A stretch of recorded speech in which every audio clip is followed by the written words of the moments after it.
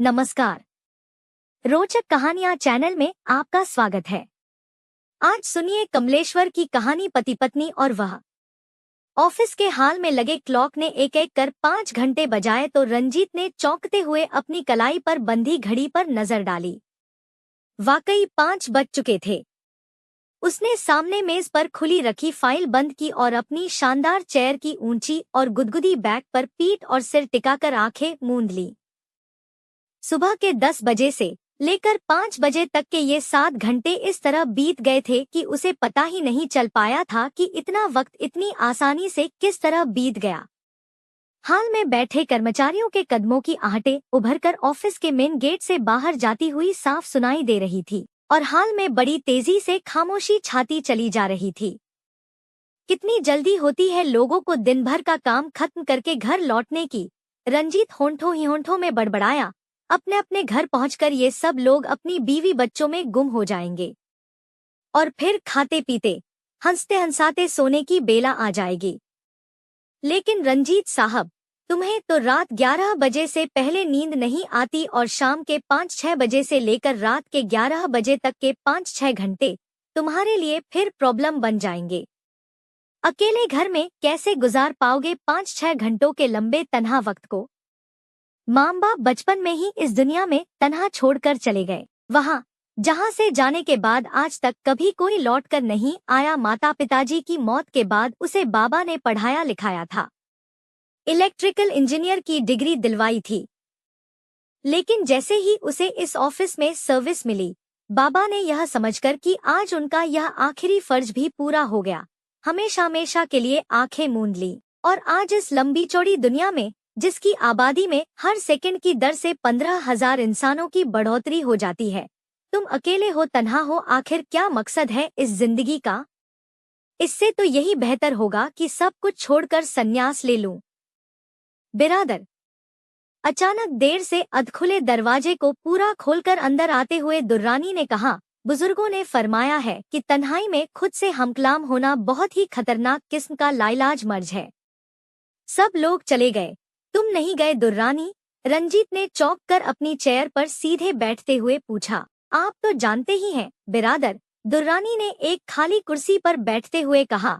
School से college और college से यूनिवर्सिटी तक और यूनिवर्सिटी से लेकर इस ऑफिस तक हम दोनों हमेशा साथ साथ आते जाते रहे हैं। फिर आपको ऑफिस में तन्हा छोड़कर कैसे जा सकता था? खैर, यह बात छोड़िए।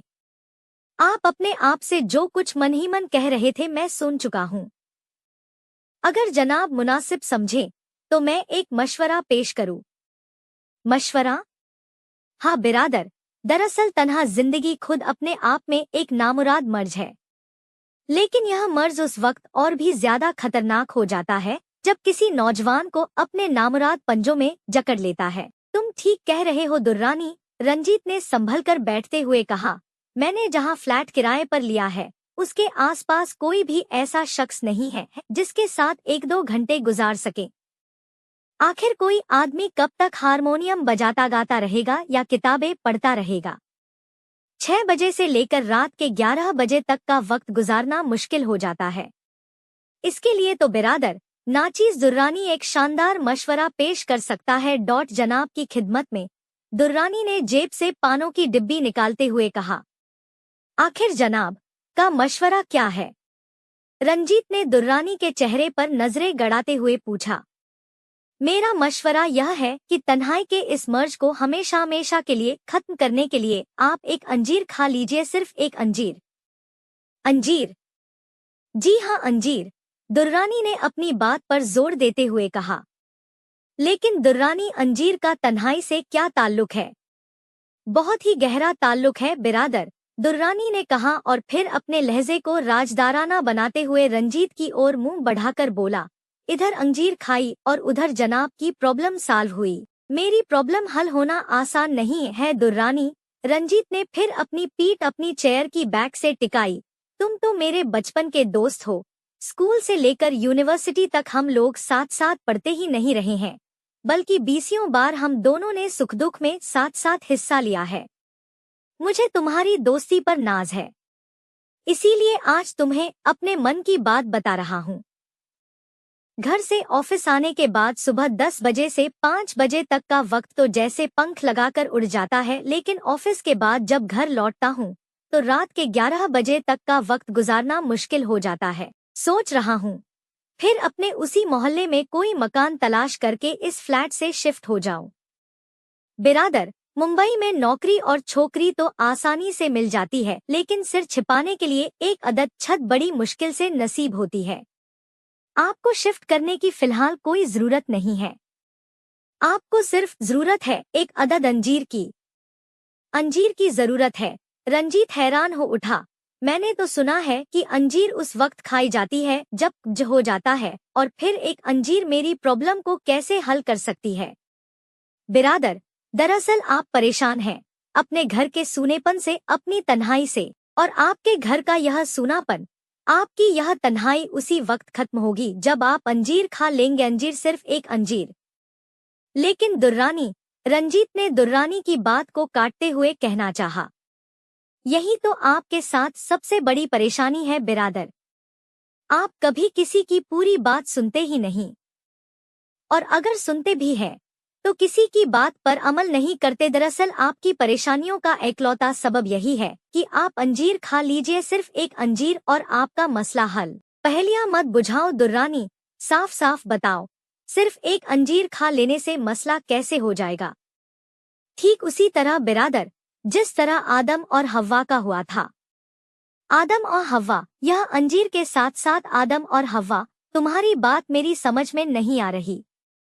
सीधी सी बात है बिरादर, दुनिया में सबसे पहले आदम और हव्वा ने ही अंजीर खाई थी। बहिश्त के बारा से तोड़कर दुर्रानी ने किस्सागो के अंदाज में सुनाना शुरू किया।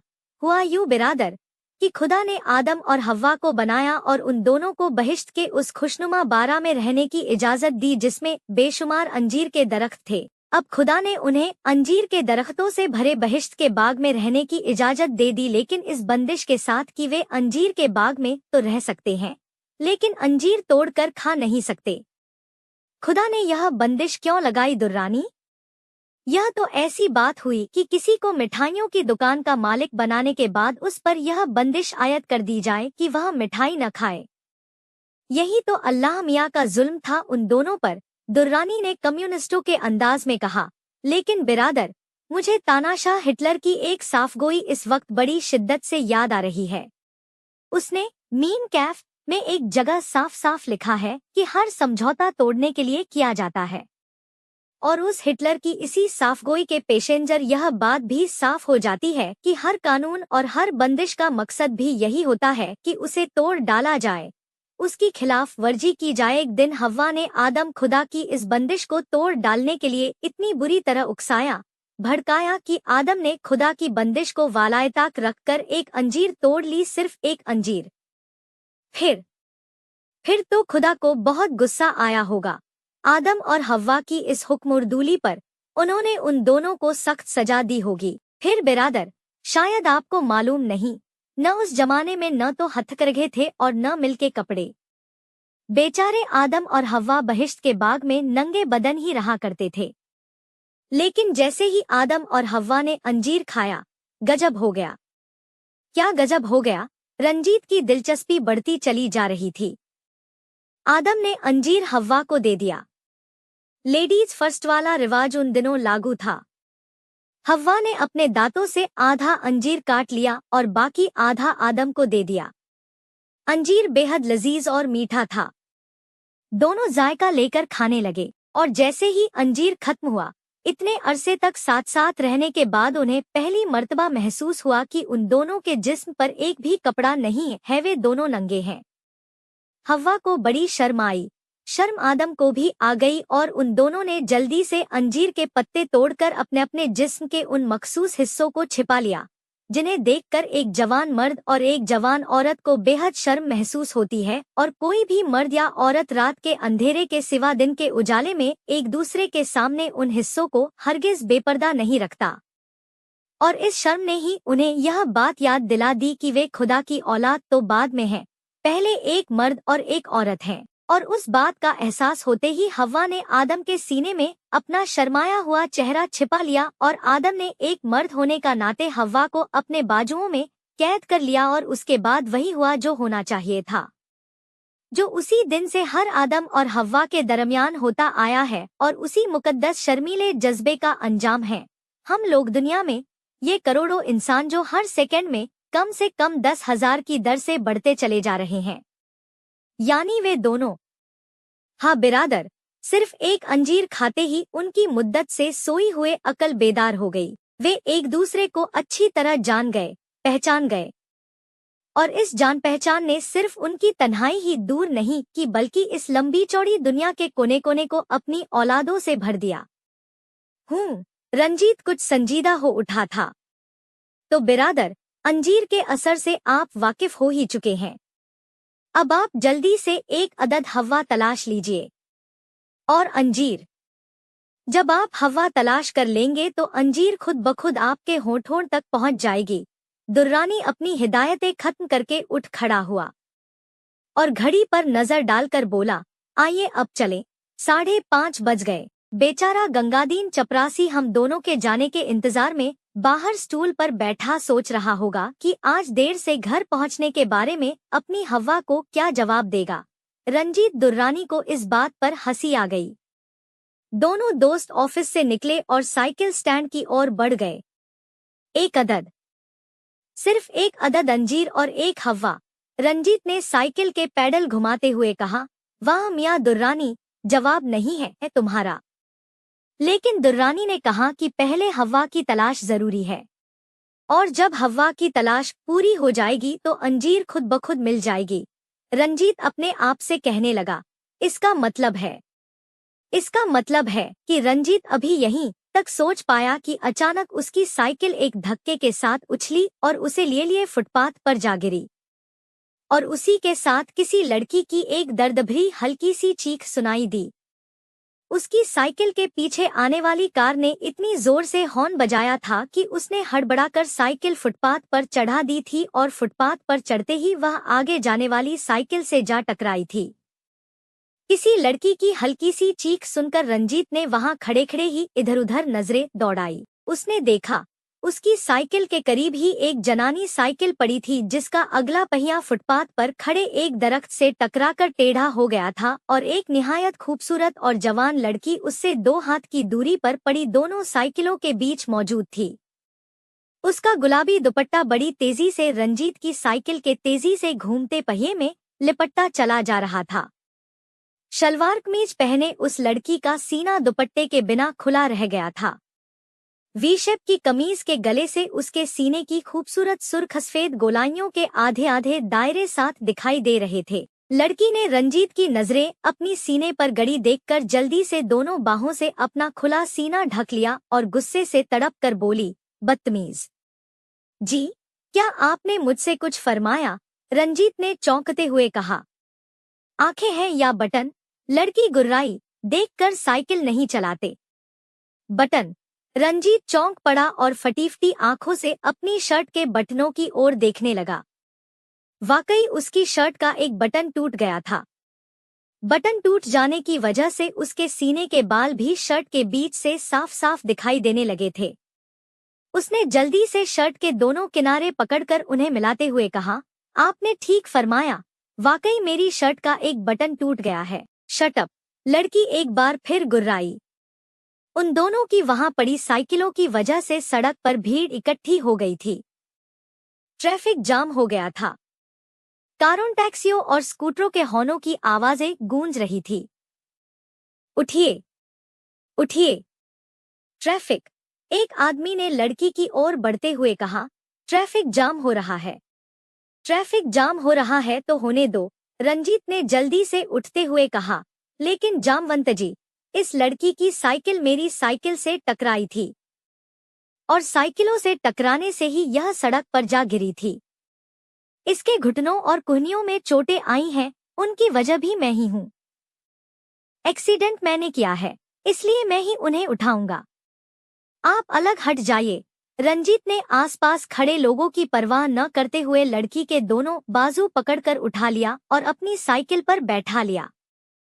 फिर लड़की की टूटी हुई साइकिल दाएं कंधे से लटका ली और बाएं हाथ से हैंडल पकड़कर साइकिल की सीट पर जा बैठा। पहिए में लिपटा दुपट्टा उसने निकालकर जेब में ठूंस लिया और फिर उसकी साइकिल तेजी से आगे बढ़ने लगी। रंजीत ने जो कुछ भी किया था इतनी तेजी से किया था कि उस लड़की को एतराज करने का मौका ही नहीं मिला। जब साइकिल कुछ दूर निकल गई तो लड़की को जैसे होश आया। रंजीत के सीने से चिपटी अपनी पीठ को आगे की ओर झुककर दूर हटाने की कोशिश करती हुई बोली, मुझे उतार दीजिए। मेरे घुटने में इतनी चोट नहीं आई है कि मैं अपने घर तक न जा सकूं। मिस साब, रंजीत ने पैडल घुमाते हुए कहा, अगर आपकी साइकिल ठीक ठीक होती तो मैं आपको जरूर उतार देता, लेकिन मैं अच्छी तरह जानता हूँ कि अपनी टूटी साइकिल को घसीटते हुए पैदल घर पहुँचना बहुत मुश्किल है। लेकिन यह हिमाकत, आखिर आपकी हिम्मत कैसे पड़ी मुझे उठाकर अपनी साइकिल पर बैठाने की? लड़की ने गुस्से से कहा, उतार दीजिए मुझे, रोकिए, साइकिल रोकिए। आप जिसे हिमाकत कह रही हैं वह मेरी शराफत है मिस साब। रंजीत ने तेजी से पैडल घुमाने लगा। आप चुपचाप सीधी बैठी रहिए वरना दोबारा एक्सीडेंट हो जाएगा।